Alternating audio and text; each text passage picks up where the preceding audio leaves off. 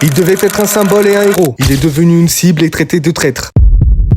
Mais le vrai problème, ce n'est pas Ryan Cherki. Le vrai problème, c'est ce qu'on projette sur lui. C'est d'attendre qu'un choix personnel soit une réponse politique à des blessures historiques. On veut que chaque histoire rentre dans une case. Héros ou traître, blanc ou noir, France ou Algérie. Mais la réalité est bien plus complexe. Surtout quand il s'agit d'identité, d'origine, de fierté ou de blessures historiques. Le problème, c'est de ne pas accepter qu'on peut être fier de ses origines sans vouloir être l'étendard d'un peuple. Parce qu'il a choisi la France. Parce qu'il a tourné le dos à l'Algérie. Parce que dans ce genre d'histoire, on oublie que le choix appartient aux joueurs, à un être humain, pas au peuple. Depuis petit, on l'appelait le futur crack, un symbole, un espoir, un rêve qu'on lui a collé sur le dos. Mais lui, il n'a jamais rien demandé. Il voulait juste jouer au football, à sa manière, pour lui, pas pour valider une nation ou renier une autre. Est-ce que choisir, c'est trahir? Choisir, c'est être libre. Libre d'écouter son cœur, libre d'être soi-même. Tu peux ne pas être d'accord, tu peux être déçu, mais tu ne peux pas nier son droit de choisir. Le cœur ne trahit jamais, il choisit. Tu peux faire plaisir à certains et faire de la peine à d'autres, parce qu'il n'y a jamais une seule bonne réponse. On cherche toujours une réponse simple, un héros, un ennemi. Mais la vérité, c'est qu'il n'y a que des nuances que peu veulent entendre. Tu comprends son choix? Donne ton avis en commentaire. Le foot, ce n'est pas qu'un jeu.